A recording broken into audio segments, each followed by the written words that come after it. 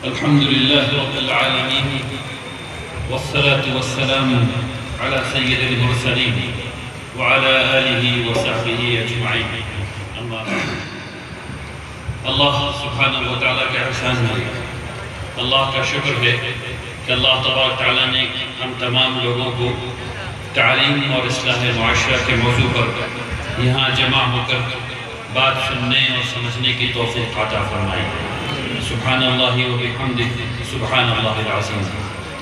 اللہ سبحانہ و تعالیٰ کی حمد و ثنا کے بعد میں بہت شکریہ ادا کرنا چاہتا ہوں جناب مولانا ممتاز رحمانی صاحب کا، جناب قاضی شمیم اکرم صاحب کا، جناب مکھیا صابر کوثر صاحب کا، جناب قاری اجمل صاحب کا، جناب قاری افتخار صاحب کا، جناب قاری ندیم صاحب کا، جناب حافظ عالمگیر صاحب کا، جناب زاہد صاحب کا جو کہ سرپنچ ہیں، آپ تمام حضرات کا اور اس مدرسے کے تمام منتظمین حضرات کا جنہوں نے اس محبت سے مجھے یہاں آنے کی دعوت دی.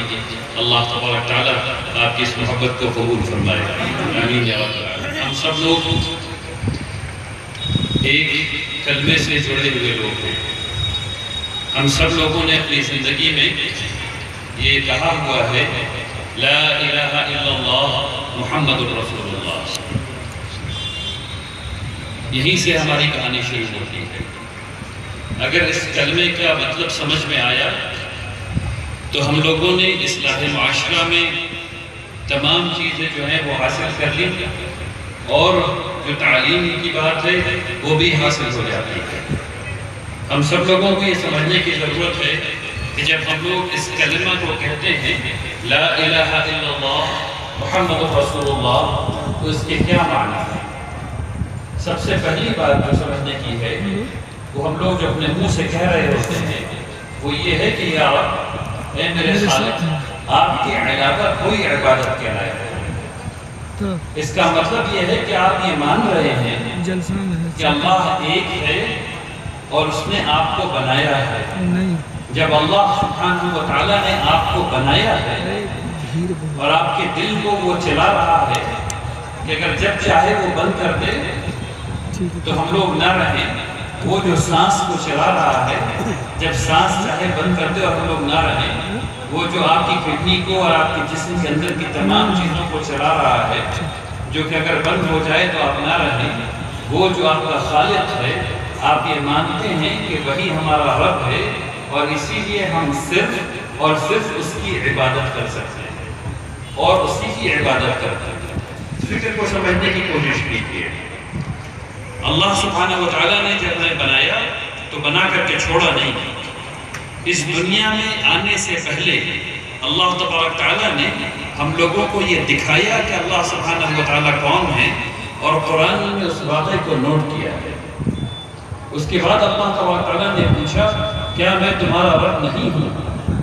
تو ہم سب لوگ ایک وقت ایسا تھا جب ہم سب لوگ ایک ہی جگہ پہ موجود تھے جہاں آپ بھی موجود تھے اور جون صاحب بھی موجود تھے اور اپادھیائے صاحب بھی موجود تھے اور پوری دنیا میں جتنے بھی انسان ہیں سبھی کے سبھی موجود تھے اور ہم سب لوگوں نے اللہ سبحانہ و تعالیٰ کے رب ہونے کا اقرار کیا ہے. بات صرف اتنی سی ہے کہ ہم لوگ ٹھیک اسی طریقے سے اس واقعے کو بھول گئے ہیں جیسے کہ ہم میں سے کسی کو یاد نہیں ہے کہ ہم اپنی ماں کے پیٹ میں تھے. ہم میں سے کسی کو یاد ہے کہ ہم اپنی ماں کے پیٹ میں تھے؟ کسی کو بھی یاد ہے؟ لیکن تھے نا بھائی، ماں کے پیٹ میں تھے نا. اسی طریقے سے قرآن نے اس واقعے کو نوٹ کیا ہے. اب اس بات کو آگے بڑھائیے تو ہم لوگوں کو فطری طور پر یہ احساس ہے کہ اللہ ہے. پوری دنیا میں انسانوں کو فطری طور پر یہ احساس ہے کہ کوئی ہے جو چلا رہا ہے. مسلمان کہتے ہیں اللہ سبحانہ و تعالیٰ ہے. یہ احساس کیسے آ گیا؟ اس بات کو سمجھیے، یہ احساس اپنے آپ نہیں آ گیا. یہ اس بات کی علامت ہے کہ جب اللہ تبارک تعالیٰ نے ہم سے جب ہم سے پوچھا تھا کہ کیا میں تمہارا رب نہیں ہوں تو ہم سب لوگوں نے کہا تھا کہ بلا یا رب آپ ہمارے رب ہیں. اور اسی وجہ سے پوری دنیا بالعموم کسی ایک رب پر ایمان لاتی ہے اور رکھتی ہے، کوئی ہے جو چلا رہا ہے۔ کچھ لوگ اس کو انرجی کہتے ہیں، کچھ لوگ اس کو ہم لوگ اللہ سبحانہ و تعالیٰ کہتے ہیں، کچھ اور کہتے ہیں۔ اب اس کے بعد آئیے، اب اس اللہ نے جس کو پتا تھا کہ لوگ بٹ جائیں گے اور وہ سمجھ نہیں پائیں گے اللہ کی حقیقت کو، تو کیا اس نے چھوڑ دیا ہمیں؟ نہیں، اس نے نہیں چھوڑا۔ اب آگے کا جملہ ہے محمد رسول اللہ۔ اب محمد صلی اللہ علیہ وسلم ہم کو یہ بتائیں گے کہ اللہ سبحانہ و تعالیٰ کون ہے، اللہ تبارک تعالیٰ ہم سے کیا چاہتے ہیں اور ہمیں اس دنیا میں کیا کرنا ہے، اور وہ کیسے بتائیں گے؟ وہ ویسے بتائیں گے کہ ان کے اوپر وحی آئے گی تب وہ بتائیں گے، اور اس وحی کا نام ہم سب لوگ جانتے ہیں کہ قرآن مجید ہے۔ اب اس قرآن مجید میں ایک آیت آئی، اعوذ باللہ من الشیطان الرجیم، بسم اللہ الرحمن الرحیم، قل ان کنتم تحبون اللہ فاتبعونی۔ اللہ تبارک تعالیٰ رسول اللہ صلی اللہ علیہ وسلم سے کہلواتے ہیں کہ کہیے ان لوگوں سے کہ اگر تمہیں اللہ سے محبت ہے تو میری اتباع کرو۔ اس سے ہمیں یہ بات پتہ چلی کہ ہر وہ چیز جو محمد رسول اللہ صلی اللہ علیہ وسلم نے ہمیں بتائی ہے وہ ہمیں کرنا ہے اگر اللہ کی رضا چاہتے ہیں۔ اور اس کے بعد رسول اللہ صلی اللہ علیہ وسلم نے فرمایا من رغب عن سنتی فلیس منی، جس کو میری سنت سے محبت نہیں ہے وہ ہم میں سے نہیں۔ اب یہاں سے اصلاح معاشرہ شروع ہوتا ہے۔ ابھی آپ کے سامنے بہت ڈھیر ساری باتیں کی گئی ہیں اور ہر چیز میں آپ کو یہ بتایا گیا ہے کہ ہم لوگ کیا غلط کر رہے ہیں۔ میں ان تمام بات کی تائید کرتے ہوئے آپ سے یہ کہنا چاہتا ہوں کہ جب ہم لوگ نکاح میں رسول اللہ صلی اللہ علیہ وسلم کی سنت سے الگ ہٹ کر کے کوئی ایک کام کر رہے ہوتے ہیں تو کیا وہ ان کی سنت سے محبت ہے یا نہیں ہے؟ ہے یا نہیں ہے؟ بات سمجھ میں آ رہی ہے کہ نہیں سمجھ میں آ رہی ہے؟ بتائیے، بات سمجھ میں آ رہی ہے یا نہیں آ رہی؟ آ رہی ہے، ٹھیک ہے۔ تو کیا جب ہم نکاح میں رسول اللہ صلی اللہ علیہ وسلم کے طریقے سے ہٹ کر کے اگر نکاح کرتے ہیں تو رسول اللہ صلی اللہ علیہ وسلم کی سنت سے محبت کرتے ہیں یا اس سے محبت نہیں کرتے ہیں؟ اور اگر نہیں کرتے ہیں تو کیا ہم لوگ رسول اللہ صلی اللہ علیہ وسلم کے حدیث کے مطابق ان میں سے ہوں گے یا نہیں ہوں گے؟ خوب یاد رکھیے، ایک طریقہ ہے محمد صلی اللہ علیہ وسلم کا اور ایک طریقہ ہے ہمارے نفس کا۔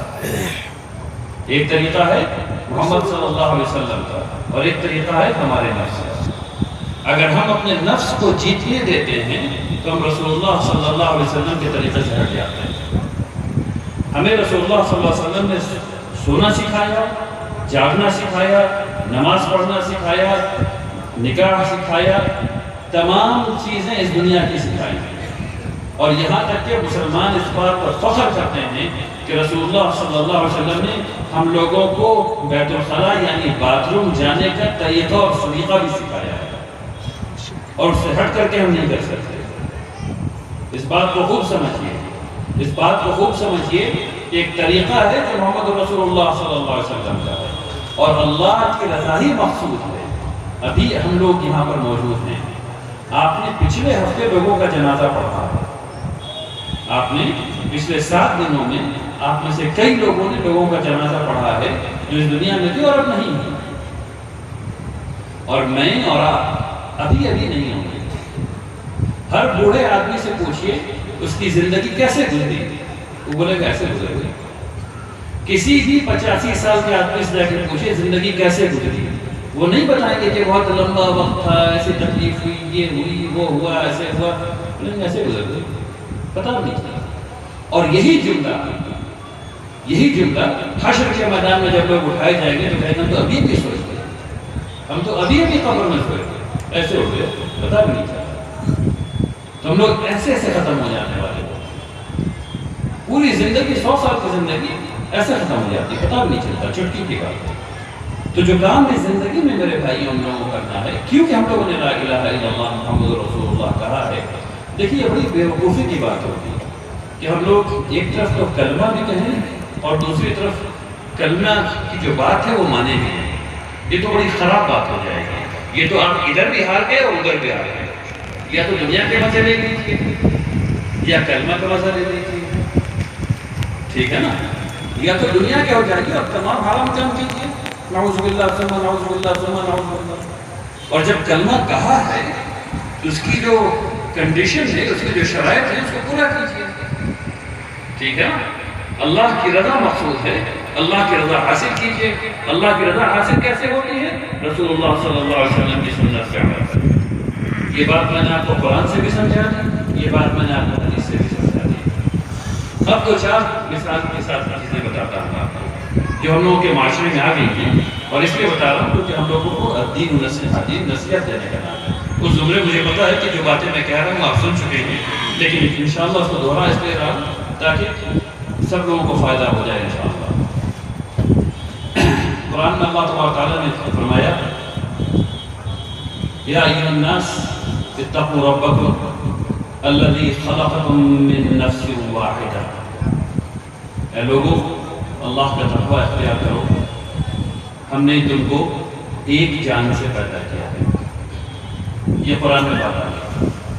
رسول اللہ صلی اللہ علیہ وسلم نے اپنے جمعہ کے خطبے میں لوگوں کو سمجھا دیا اور بتا دیا کہ کسی انسان کے پر فوقیت نہیں ہے، یعنی کہ کوئی بھید بھاؤ نہیں ہو سکتا، کوئی عصبیت نہیں ہو سکتی۔ کسی شخص کو کسی شخص پر خاندان کی وجہ سے، اس کی ذات کی وجہ سے، اس کے ٹرائب کی وجہ سے، یعنی اس کے قبیلے کی وجہ سے، کسی بھی وجہ سے فوقیت حاصل نہیں ہو سکتی۔ اور ایک وجہ ہے جس میں فوقیت حاصل ہوتی ہے، وہ صرف اللہ کو پتہ ہے۔ ان اکرمکم عند اللہ اتقاکم، وہ صرف ایک تقوی ہے اور وہ اللہ کو پتہ ہے۔ اس کی وجہ وہ بات صرف اللہ کو پتہ ہے۔ دنیا میں کوئی بھی انسان کسی دوسرے انسان کے اوپر نہیں ہے۔ یہ بات رسول اللہ صلی اللہ علیہ وسلم نے بتا دی اور اپنے خطبے میں بتا دیا کہ تمام عصبیت انہوں نے اپنے جوتے کے نیچے ایسے کچل کے رکھ دیا، تمام عصبیت، تمام قسم کی عصبیت۔ اور اللہ تعالیٰ نے ہم کو یہ بتا دیا کہ ہم سب لوگ ایک جان سے پیدا ہوئے ہیں۔ اس ایک جان سے پیدا ہونے کا مطلب کیا ہوتا ہے، اس کو سمجھیے۔ اس کا مطلب یہ ہے کہ یہاں جتنے لوگ بیٹھے ہیں، آپ سب لوگ میرے یا تو خلیرے بھائی ہیں، یا پھپھیرے بھائی ہیں، یا ممیرے بھائی ہیں، یا کسی بھی قسم کے بھائی ہیں، کیونکہ آپ کے جسم میں جو خون ہے وہی میرے جسم ہے، کیونکہ میرے اور آپ کے ابا ایک ہی ہیں، ان کا نام ہے آدم علیہ السلام۔ یہ بات سمجھ میں آئی سب لوگوں؟ سب کی بات سمجھ میں آئی؟ اب جب ہمارے ابا ایک ہی ہیں اور میرے جسم میں جو خون ہے وہی آپ کے جسم میں ہے، اور وہی آپ کے جسم میں ہے، اور وہی آپ کے جسم میں ہے، تو یہ کیسے ہو گیا کہ ہم لوگ رسول اللہ صلی اللہ علیہ وسلم کے حکم کو مان کر کے، حکم عدولی کر کے آپس میں ذات پات بنا بیٹھے، آپس میں اونچ نیچ کر بیٹھے؟ یہ جہالت کی بات ہے۔ ابھی میں نے حدیث آپ کے سامنے پڑھی، من رغب عن سنتی فلیس منی، جو میری سنت سے محبت نہیں کرتا وہ مجھ میں سے نہیں ہے۔ ہم میں سے کون بد نصیب ایسا ہے جو رسول اللہ صلی اللہ علیہ وسلم میں سے نہیں ہونا چاہتا؟ تو اگر آپ کے دل میں وہ انا ایسے ایسے ڈنک مار رہی ہے کہ میں بڑا، میں فلاں ذات کا، یا میں نیچے ذات کا، یا میں اوپر ذات کا، یا میں اس قبیلے کا، میں اس قبیلے کا، میں بہاری، میں بنگالی، میں فلانا، میں ڈھمکانا، یا میں اس جگہ رہنے کا، میں اچھی جگہ والا، وہ خراب جگہ والا، یہ تمام عصبیت ہے، یہ تمام جہالت ہے، اور تمام جہالت جہنم میں ہے۔ تو میرے بھائیوں، جہنم سے بچو، جہنم سے بچیے، بہت خراب جگہ ہے، بہت خراب جگہ ہے۔ اچھا، مزیدار بات یہ ہے کہ جو لوگ ان سب چیزوں کو مانتے ہیں وہ اس دنیا میں بھی ایک قسم کی جہنم ہے۔ اس بات کو سمجھئے، جو لوگ یہ سب بات مانتے ہیں وہ اس دنیا میں بھی ایک قسم کی جہنم ہے۔ بڑی جہنم تو در ملنی ہے، اس دنیا میں بھی وہ اپنی ذہنیت سے جہنم ہے۔ کوئی ان کو اس دنیا میں بھی اچھا نہیں سمجھتا، سب لوگ ان کے پیٹ پر کو خراب بات کرتے ہیں۔ تو ہم لوگوں کو اس مجلس سے آج ایک بات سمجھ کے جاننے میں پہلی بات وہ یہ کہ رسول اللہ صلی اللہ علیہ وسلم نے جب ایک بات کہہ دی تو وہ ہمارے لیے آخری بات ہے، اس کے بعد کچھ نہیں ہو سکتا۔ اللہ تعالیٰ نے قرآن میں فرما دیا وَلَا تَرْفَعُوا أَصْوَاتَكُمْ فَوْقَ صَوْتِ النَّبِيِّ، اپنی آواز نبی کی آواز سے اونچی مت کرو۔ اب نبی تو ہمارے سامنے ہیں نہیں، نبی کی حدیث موجود ہے صلی اللہ علیہ وسلم، تب ان کی بات جب آ گئی تو ہمارا کام صرف اتنا ہے، سب کچھ بس اس کے علاوہ کچھ نہیں کر سکتے. نبی کی بات جب آ گئی صلی اللہ علیہ وسلم تو ہم صرف سر کو جھکا سکتے ہیں، اس کے علاوہ کچھ نہیں کر سکتے. تو عصبیت کی جہاں تک بات آئے گی، اب اگر آپ میں سے کسی نے جا کر کے کسی سے کہا کہ میں فلاں سے شادی نہیں کروں گا، یا فلاں سے شادی ہونی چاہیے، یا اس ذات میں شادی ہونی چاہیے، تو آپ جان لیجئے کہ آپ رسول اللہ صلی اللہ علیہ وسلم کی سنت سے محبت نہیں کر رہے. جان لیجئے. اور پھر آپ ان میں سے نہیں ہوں گے، یہ جان لیجئے. اور یہ جان لیجئے کہ آپ جہالت میں پڑ گئے ہیں، اور جہالت کا ٹھکانہ جہنم ہے. بات سب کی سمجھ میں آ رہی ہے؟ تو اب یہ موقع ہے توبہ کرنے. اگر بات سمجھ میں آ گئی ہے کہیے یا اللہ میں توبہ کرتا ہوں. کہیے یا اللہ میں توبہ کرتا ہوں. کہیے یا اللہ میں ذات پاک کی جہالت میں نہیں پڑوں گا. یا اللہ میں ذات پاک کی جہالت میں نہیں پڑوں گا. اس کو آپ کو، اگر یہ بات جو آپ کو میری سمجھ میں آئی ہے، اور اگر جو محمد رسول اللہ صلی اللہ علیہ وسلم سے محبت ہے اور کلمے کا مطلب سمجھ میں آیا ہے، تو آپ کو دل میں یہ عہد کرنا چاہیے. اب دوسری بات پر آتا ہوں. دوسری بات یہ ہے کہ ابھی نکاح کی بات سے میں نے بات شروع کی تھی. نکاح میں کل اور پرسوں دونوں مجلس میں ایسا ہوا کہ کئی بچوں نے ایک ساتھ نکاح کیا، تو ان کے نکاح میں کتنی برکت ہوئی. دیکھیے رسول اللہ صلی اللہ علیہ وسلم کے طریقے پر نکاح کرنے میں کتنی برکت ہوئی. ان کو ایک پیسہ نہیں لگا، نہ گھر میں زبردستی کی لائٹ لگانی پڑی، نہ ہی جہیز کی منحوسیت میں پڑنا پڑا، نہ ہی لین دین کرنا پڑا. آرام سے آسان طریقے سے نکاح ہو گیا. اس لیے رسول اللہ صلی اللہ علیہ وسلم نے فرمایا کہ بہتر، سب سے بہتر نکاح وہ ہے جو مسجد میں کیا جائے. اب آپ کو مسجد میں نکاح کرنا ہے. گھر میں نکاح، میرج ہال میں نکاح، کسی ہال میں نکاح مت کیجیے. کیوں؟ کیونکہ آپ کو یہ سوچنا ہے کہ آپ کی بیٹی محمد رسول اللہ صلی اللہ علیہ وسلم کی بیٹی سے زیادہ بڑی ہے منصب میں. کیا میری بیٹی حضرت فاطمہ سے زیادہ اونچی ہے منصب میں رضی اللہ عنہ؟ نہیں. اگر ہے تو اس کو اسی طرح رہنا چاہیے. ہماری بیٹیوں کو حضرت فاطمہ رضی اللہ تعالی عنہ کے اوپر اٹھانے کی ضرورت نہیں ہے. ان کا مقام ان کے نیچے ہی ہوگا. اس لیے ان کا نکاح بالکل اسی طریقے پر ہوگا جس طریقے پہ حضرت فاطمہ رضی اللہ عنہ کا نکاح ہوا. اگر ہم لوگ ایسا نہیں کر رہے ہیں تو کیا ہم لوگ رسول اللہ صلی اللہ علیہ وسلم کی سنت سے محبت کر رہے ہیں یا ان کی سنت کو چھوڑ رہے ہیں؟ اگر ان کی سنت کو چھوڑ رہے ہیں تو کیا ہم لوگ رسول اللہ صلی اللہ علیہ وسلم میں سے ہیں یا نہیں؟ تو سب کو جا کے سوچنے کی ضرورت ہے. جن کی بیٹی ہے اور نکاح کرنا ہے، اور لڑکے والے کہہ رہے ہیں کہ ایسا نکاح کرو ویسا نکاح کرو، تو میرے بھائی اس بات کو جان لیجیے کہ ویسے لڑکے کو چھوڑ دینے کی ضرورت ہے. ویسے لڑکے کو اور ویسے گھرانے کو چھوڑ دینے کی ضرورت ہے، کیونکہ ویسا گھرانہ اور ویسا لڑکا رسول اللہ صلی اللہ علیہ وسلم میں سے نہیں ہے. اس بات کو خوب جانتے ہیں. جب بات پتہ چل گئی ہے کہ رسول اللہ صلی اللہ علیہ وسلم نے ایسے نکاح کی بیٹی کی اپنی، تو ہم لوگوں میں کوئی سرخاب کے پڑھ تو لگے بھی نہیں. ہم لوگ نبی سے اوپر تو ہے نہیں. تو ہم لوگ نبی کی اتباع کریں گے میرے بھائی، نبی کی اتباع کریں گے نا. تو ہم لوگ وہ کام کریں گے جو نبی کریم صلی اللہ علیہ وسلم نے کیا. بات سب کی سمجھ میں آ گئی؟ نکاح کیسے کرنا ہے؟ نکاح کے سلسلے میں اور بات بتا دیں. نکاح میں کھانا ہم لوگ کھلاتے ہیں لڑکے والوں کو. ایک تو لڑکے والوں کو یہ سمجھنا چاہیے کہ وہ 2 3 4 لوگوں سے زیادہ نہ آئیں. 2 3 4 لوگوں سے زیادہ نہ آئیں اور بس کافی ہو گیا. باپ اور بھائی چلے ہیں، چچا چلے ہیں، بات ختم ہو گئی. نکاح کر کے لے جائیں، پھر ولیمہ کرنا ہو کریں ولیمہ. تو کھانے کا کوئی نظم نہیں ہونا چاہیے. ہاں شربت وربت چین سے پلا لیں، یہ مذاق نہیں کرتے. مولانا ہنس نہیں آپ نے. میں آپ سے گزارش کر رہا ہوں، آپ منع کر دیجیے. آپ کہہ دیجیے کہ میں رسول اللہ صلی اللہ علیہ وسلم میں سے میں نہیں کھلاؤں گا، میں نہیں کھلاؤں گا. ارے بھائی آپ کی بیٹی ہے، آپ اس کو بیانے جا رہے ہیں. آپ کو پتا ہے کہ وہ آپ کے ساتھ نہیں رہنے والی ہے. وہ بچی جو آپ کو کل تک آپ کے لیے روٹی بنا رہی تھی، وہ جو کل تک آپ کا سر دبا رہی تھی جب آپ بیمار تھے، آپ کی تیمارداری کر رہی تھی، وہ آج چلی جانے والی ہے. آپ کا جگر کا ٹکڑا کٹ کے چلا جانے والا ہے. اور آپ لوگوں کو گوشت ہوا کھلائیں گے؟ لا حول ولا قوت الا باللہ العلی العظیم۔ کیا بات ہے، سبحان اللہ۔ بالکل نہیں، بالکل نہیں، انکار کر دیجیے، ایسے لڑکوں سے شادی کرنے سے انکار کر دیجیے، نہیں کرنا شادی، جاؤ۔ اور تمام لڑکے والوں سے کہہ رہا ہوں، کچھ شرم کر لو میرے بھائی،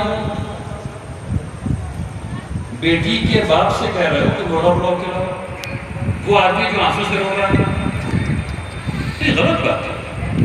ایسے بے مروتی بھائیوں کے بیچ میں، ہم سب لوگ بھائی ہیں نا، ہم سب لوگ انشاءاللہ مومن ہیں، اور ہم سب لوگ بھائی ہیں، ہم سب لوگ بھائی ہیں۔ ہم اپنے بھائی کے روتے، یعنی وہ بھائی کلپ رہا ہے، اس کے آنکھوں میں آنسو ہے، وہ دکھا رہا ہے، وہ مسکرا رہا ہے، وہ دکھانے کی کوشش کر رہا ہے کہ وہ خوش ہے، لیکن اندر اندر وہ رو رہا ہے، اور ہم اسے کہہ رہے تم کھانا بھی کھلاؤ۔ کیسے بے مربت لوگ ہو گئے ہیں۔ استغفر اللہ ربی من کل ذنب واتوب الیہ۔ اب یہ مقام ہے توبہ کا اور استغفار کا۔ سب لوگ توبہ کیجیے اور استغفار پڑھیے کہ جو گناہ ہو چکا وہ ہو چکا، یا اللہ میں معافی چاہتا ہوں، آگے سے کبھی ایسا نہیں کروں۔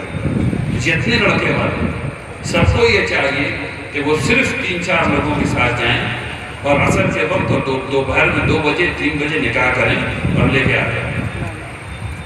اس سے زیادہ کچھ نہیں کرتا انشاءاللہ۔ بات سب کی سمجھ میں آئی؟ اب ولیمے پہ آتا ہوں۔ ولیمے میں ایک چلن ہو گیا ہے آج کل کہ دلہے والے بھی پتہ نہیں کتنا لمبا ولیمہ کھلا رہے ہیں، اور وہ صرف اسلام ہے، وہ صرف اسلام ہے، اور اس میں غریب کو تو بلا نہیں رہے۔ تو پہلی بات تو یہ ہے، لڑکے والوں سے گزارش یہ ہے کہ آپ کے علاقے میں جتنے لوگ جن کے پاس مال کی کمی ہے ان لوگوں کو دعوت دیجیے نا۔ صرف اپنے رشتہ دار سب اپنے امیر رشتہ داروں کو بلائے چلے جا رہے ہیں، یہ غلط بات ہے، ایسا نہیں ہونا چاہیے۔ دوسری بات یہ ہے کہ آپ ضرور کھانا کھلائیے۔ میں آپ کو اپنا ایکسپیرینس بتا دیتا ہوں، اگر یہ بات آپ کی سمجھ میں آ جائے تو آپ کی زندگی آسان ہے، دوسروں کی زندگی آسان ہے۔ میں مصر میں اپنے استاذ کے گھر گیا ہوتا ہوں، کہ قریہ گیا ہوتا ہے، قریہ مطلب گاؤں گیا ہوتا ہے، تو وہاں رواج ہے کہ لوگ ہاتھ پکڑ لیتے ہیں اور ہاتھ پکڑے لے کے جاتے ہیں دکھانے کے لیے۔ تو ان کو مجھ سے بڑی محبت ہو گئی تھی، انہوں نے میرا ہاتھ پکڑا، کہا احمد چلو تم کو ہم اپنا گاؤں دکھاتے ہیں، تو اپنا گاؤں دکھا رہے تھے۔ تو انہوں نے چلتے چلتے کہا ولیمے میں چلو گے؟ اب ہم یہاں کے رہنے والے لوگ جب تک ان کو دعوت نہیں ملے، ہماری انا کو قبول نہیں کہ ہم جائیں کیسے؟ تو وہاں یہ بات سمجھ آئی کہ نہیں بھائی مسلمانوں کا گاؤں، پتہ چلا کہ پورے گاؤں کا دعوت ہے۔ تو مجھے لگا اچھا یہ کیسا گاؤں ہے جس میں لوگ اتنا اسراف کرتے ہیں کہ پورے گاؤں کو دعوت دی ہے، پورا گاؤں کھا رہا ہے۔ تو انہوں نے کہا نہیں ہم لوگ ایسے نہیں کرتے، چلو مزہ آئے گا تم کو۔ تو جب وہاں گئے تو پتہ چلا کہ 3 تھال اتنا بڑا رکھا ہے، اس میں کچھ پیلا اور سفید چاول رکھا ہوا ہے، اس میں گوشت کی بوٹی کہیں ادھر ادھر، ٹھیک ہے نا؟ اتنی بڑی تھال ہے کہ 4-5 آدمی آسانی سے چاروں طرف چپکو مکو بیٹھ جائے گا۔ ہم لوگ بیٹھ گئے، 3 لقمہ انہوں نے کھایا اور اٹھ گئے۔ ہم کو بھی سمجھ میں نہیں آیا، ہم بھی 3 لقمہ جو سامنے والا کھایا تھا اٹھ گئے۔ اس کے بعد گئے، جا کے دولہے کو گھر پہنچا، گھرے لگایا، مبارکباد دی، اور دن کے 3 بجے بات ختم ہو گئی۔ 3 تھال میں جتنا چاول جتنا گوشت بات ختم، پورا گاؤں اسی میں کھانا ہے، 3 لقمہ کھانا، ولیمہ ہو گیا۔ تو وہ ولیمہ تھا یا نہیں تھا نا ولیمہ؟